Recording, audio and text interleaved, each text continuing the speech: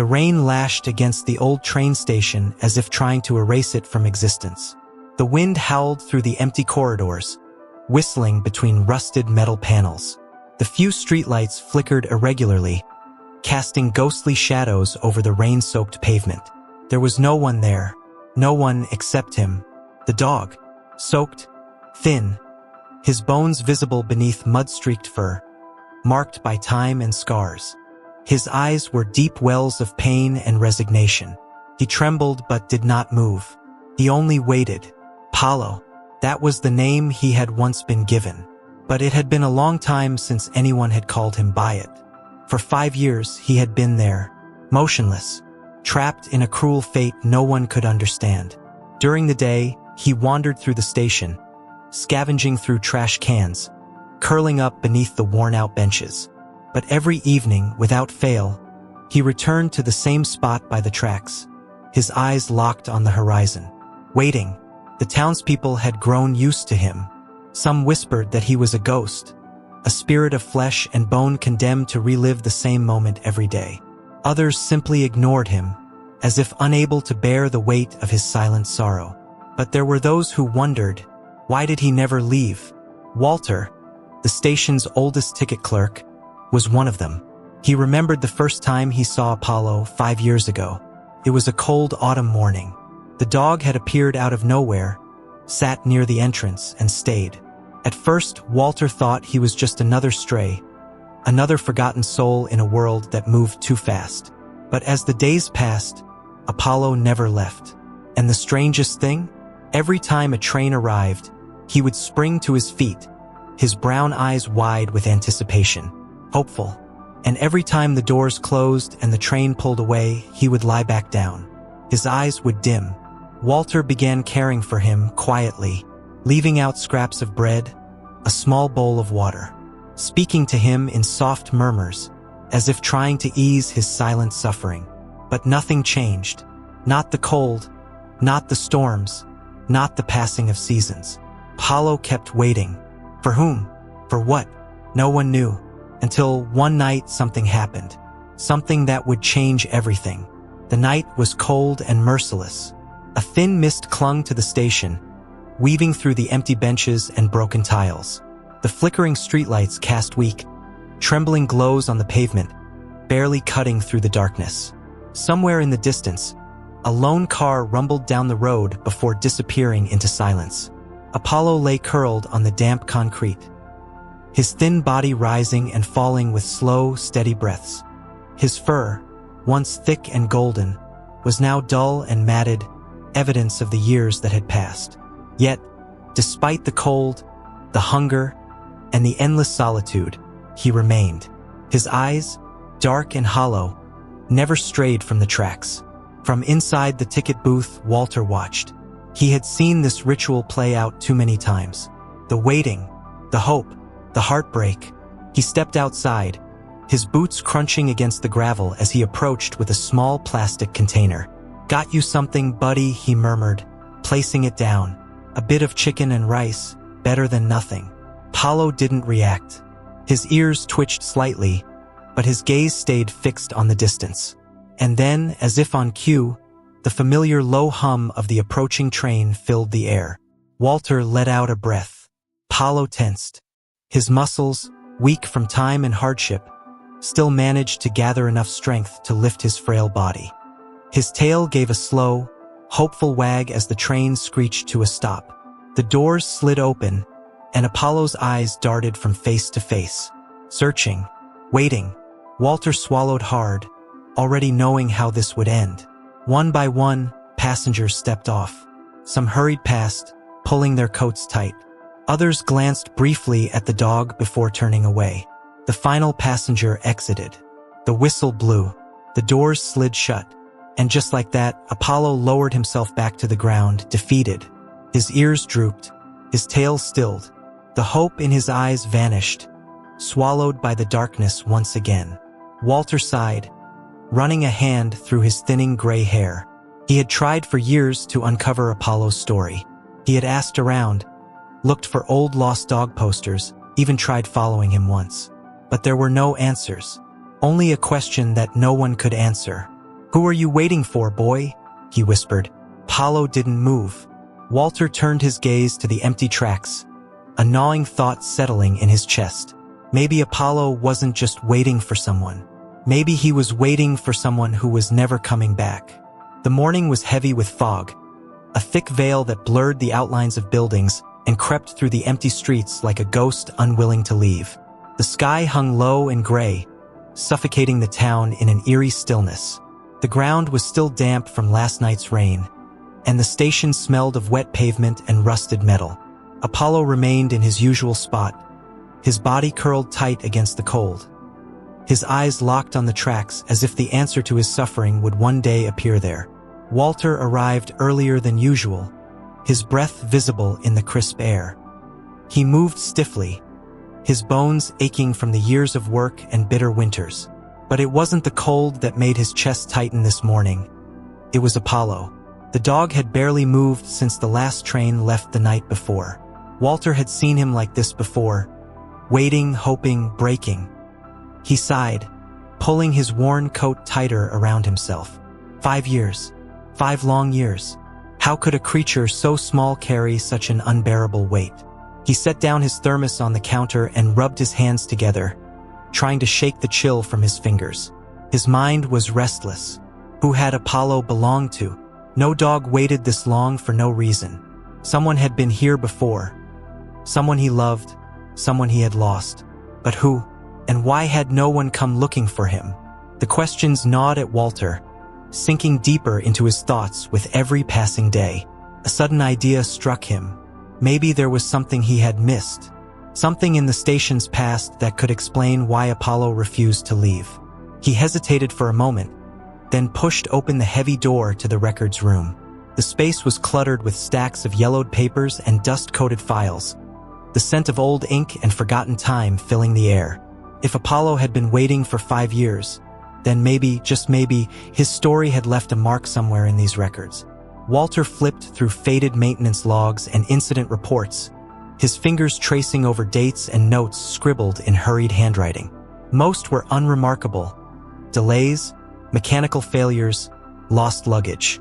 But then, buried beneath a pile of outdated employee rosters, he found it. A train accident. 5 years ago. His breath caught in his throat as he scanned the report. It had happened on a rainy night just like last night. A man had been struck on the tracks. The details were sparse, almost cold in their precision. No name, no family listed, just a single sentence that sent a shiver down Walter's spine. Believed to be traveling with a dog. No animal was found at the scene. Walter slowly lifted his eyes from the paper and turned toward Apollo. The dog hadn't moved, hadn't flinched.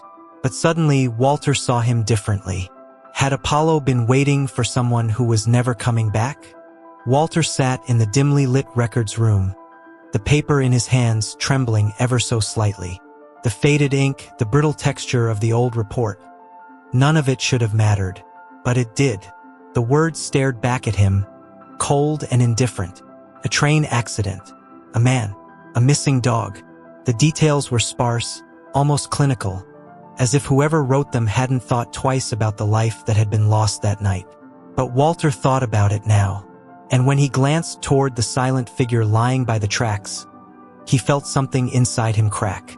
Apollo hadn't moved since last night. The same stillness, the same unwavering stare. He was always waiting, watching the horizon as if expecting something. Someone. To step off the train and call his name. Walter had seen this ritual unfold for 5 years, but now, for the first time, he felt like he understood. Apollo wasn't just waiting. He was mourning. 5 years of hunger and loneliness.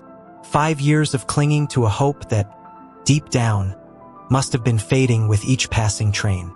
Walter swallowed hard, running a hand over his tired face. He had never thought much about the accident before. A man had died. People whispered about it for a few weeks. Then life moved on. That's how it always was. Tragedies became stories, stories became memories, and memories faded until they were nothing more than shadows in the back of people's minds. But not for Apollo. He had never moved on. He had never forgotten. He had stayed. A sudden gust of wind rattled the station's windows, snapping Walter from his thoughts. The morning fog had begun to lift, revealing the damp streets and empty sidewalks of the quiet town. The sun was rising, its pale light stretching over the train tracks like golden threads weaving through the cold metal rails. Walter took a deep breath and stepped outside, his boots crunching against the gravel. He walked toward Apollo, his heart heavy with something he couldn't quite name. He crouched down a few feet away, careful not to startle the dog. For a moment, he just watched him. His thin frame, his worn fur, the way his ribs pressed against his skin. "Apollo," Walter said finally. It was the first time he had spoken the dog's name aloud, and it felt strange, like he was saying something sacred, something that had been lost in the wind for too long. Apollo's ears twitched slightly, but his gaze never left the tracks. Walter hesitated, then continued, his voice quieter now. "I know you're waiting for someone. I know what happened that night." The words felt heavy as they left his mouth, thick with sorrow. Apollo didn't react at first, but then, slowly, as if the weight of Walter's voice had reached him in a way nothing else had, he turned his head. Their eyes met, deep brown pools of pain, longing, and something even stronger. Love. A love that had refused to die, even after all these years. Walter exhaled, his breath visible in the cold morning air. He wanted to tell Apollo that it was okay to stop waiting, that whoever he had loved was gone, that he didn't have to do this to himself anymore.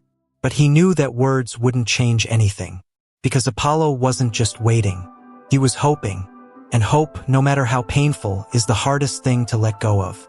The station was quieter than usual that evening. The sky had darkened into a deep shade of blue, with heavy clouds drifting across the horizon, swallowing the last hints of daylight. A cold wind howled through the empty platform, rattling the loose metal panels on the station roof.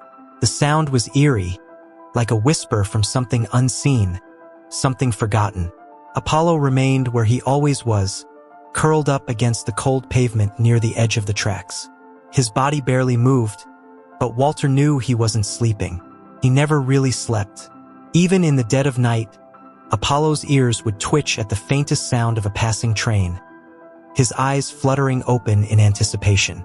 Every whistle, every distant rumble of metal against metal was another chance, another cruel reminder. Walter sat down on the bench nearby, letting out a heavy sigh. The paper from the records room was still in his coat pocket, but he hadn't looked at it since that morning. He didn't need to. He had read enough to understand. The accident, the man who had been hit, the dog that was never found. It was all connected. Apollo had been here that night. He had seen it happen. And still, after all these years, he refused to believe that his person was never coming back. A lump formed in Walter's throat. He wanted to say something, anything that would ease the dog's suffering. But what do you say to a heart that refuses to give up? Instead, he reached into his pocket and pulled out a half-eaten sandwich wrapped in brown paper. "You gotta eat something, boy," he murmured, breaking off a small piece and placing it in front of Apollo. "Ain't good for you to keep going like this." Apollo didn't move at first, but then, slowly, he lifted his head and sniffed the air. His ribs were sharp beneath his fur, his body too thin from years of neglect. Walter had seen starving dogs before, but Apollo was different. He didn't starve because he had no food. He starved because he was waiting for something more, something that no meal could replace. After a long pause, Apollo took the small bite Walter had left for him. The old man let out a breath he hadn't realized he was holding. "That's it," he said softly. "One step at a time, huh?" Silence stretched between them, broken only by the distant hum of an approaching train. Walter knew what would happen next. Apollo would stand up, eyes full of that same desperate hope, searching the faces in the train windows. And when no one called his name, when no familiar scent reached his nose, he would lie back down, defeated. But as the train's whistle echoed through the station, Walter made a decision. He couldn't change the past. He couldn't bring back the man Apollo had lost. But maybe, just maybe, he could help him find a new reason to keep going. The station was nearly empty, bathed in the dim glow of flickering streetlights. The night was colder than usual, the kind of cold that seeped into the bones and refused to leave. A fine mist curled around the train tracks, stretching into the darkness beyond. The air smelled of damp concrete, rusted metal, and something else, something heavier. A quiet grief that had lingered for far too long. Apollo lay curled up in his usual spot, his frail body barely rising and falling with each breath. His fur, once golden and thick, was dull under the weak light, and Walter couldn't shake the feeling that the dog was growing weaker. 5 years of waiting, 5 years of disappointment. How long could a heart keep holding on before it finally gave up? Walter sat beside him on the cold pavement, ignoring the stiffness in his old joints. He didn't speak at first, just let the silence settle between them. Apollo's eyes remained locked on the tracks, but there was something different tonight. Something in the way his ears drooped, in the way his breathing seemed slower. "You don't have to keep doing this, boy," Walter finally murmured. His voice was rough, thick with something he didn't want to name. "He's not coming back." The words felt cruel, even though he knew they were the truth. Apollo didn't move. He didn't even blink. It was as if Walter's words had passed right through him, unheard, unfelt. Walter sighed, running a hand over his weathered face. "I know what it's like," he admitted, his voice quieter now. "Losing someone. Waking up every day thinking maybe, just maybe, it was all a bad dream." His fingers curled into his coat pocket, where the old accident report still sat, folded and worn from being read too many times. A gust of wind blew through the station, ruffling Apollo's fur. He shivered slightly but didn't take his eyes off the tracks. It was as if he was afraid that the moment he looked away, the person he loved would finally return, only to find that he had given up. Walter's chest tightened. He had spent so much time trying to figure out Apollo's story, trying to piece together the past. But what if the past wasn't the answer? What if the real question wasn't who Apollo had lost, but what he had left? For the first time in 5 years, Walter made a decision. He wasn't going to let this dog die waiting for a ghost. "You can't bring him back, boy," Walter said, his voice steady now. "But you don't have to be alone anymore." And for the first time, Apollo turned his head, not toward the tracks, but toward Walter. For the first time in 5 years, Apollo looked away from the tracks. It was a small movement, almost imperceptible, but to Walter, it felt like the earth had shifted beneath him. Those tired brown eyes, filled with loss and longing, now rested on him, really rested on him. Walter held his breath, afraid that any sudden motion would break whatever fragile moment had just been created between them. The wind howled through the station, carrying with it the distant rumble of a train approaching. Walter expected Apollo to turn back, to fall into the same pattern, the same desperate ritual. But he didn't. He just watched him. It was as if, for the first time, Apollo was beginning to see that there was someone beside him. Walter swallowed hard, his throat tight. "That's it, boy," he whispered, his voice barely audible over the wind. "I see you too." He slowly reached out his hand, stopping just a few inches away from Apollo's muzzle. The dog stiffened, his breathing shallow. For years, people had come and gone, offering food, a few kind words, but no one had stayed. No one had truly seen him. Apollo's body trembled, torn between instinct and something else. Something he hadn't felt in a long time. Trust. Walter didn't move. He had spent a lifetime learning patience, and tonight, more than ever, he needed it. "I know it hurts," he murmured. "I know you're still waiting, but you don't have to wait alone anymore." The train's whistle echoed through the empty station, a sharp sound slicing through the cold air. The ground trembled as it approached, slowing, groaning under its own weight. Walter felt Apollo tense beside him, his ears perking up just slightly. He could almost see the hope creeping back into those tired eyes, the flicker of something that had kept him alive all these years. The doors hissed open. A few late-night passengers stepped off, pulling their coats tighter against the wind. Apollo's gaze darted between them, searching, always searching. Walter clenched his jaw, already knowing how this would end. The crowd would thin, the last person would step off, and then Apollo's head would lower again. But then, something different happened. Apollo hesitated. His eyes lingered on the empty platform for a long time, as if waiting for one last miracle. Then, slowly, hesitantly, he turned back toward Walter. Walter's breath caught in his throat. The doors slid shut. The train rumbled forward, disappearing into the night. And for the first time, Apollo didn't watch it go. Instead, he watched Walter. The train was gone, swallowed by the darkness beyond the tracks. But Apollo's eyes didn't chase it this time. He stood still, his body tense, his breath visible in the cold air. Walter could hardly believe it. After 5 years of unwavering devotion to an absence, Apollo had turned away. Not much, not entirely, but enough. Walter let out a slow, steady breath. He knew better than to rush this moment. If he reached too quickly, if he spoke too loud, Apollo might slip back into his old ways. Back to waiting, back to the silent suffering that had defined his existence for so long. So Walter just sat there, his body aching from the cold, his heart beating a little faster than it should for a man his age. "You did good, boy," he murmured, his voice barely above a whisper.